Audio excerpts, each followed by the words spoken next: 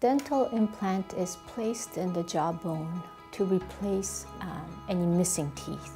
Your own bone integrates around the titanium body of the implant, and then you restore it with an abutment and a crown so that you can function with it as a normal tooth.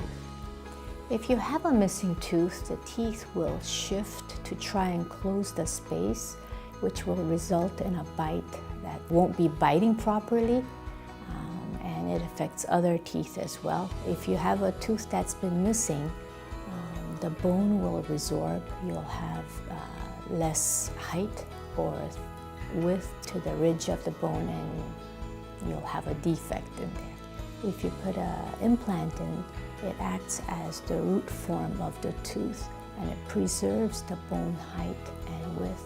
So the benefits of the implant is you're taking care of that one empty space, so you're not damaging any of the other adjacent teeth, and you're able to clean and eat and function with it as a normal tooth.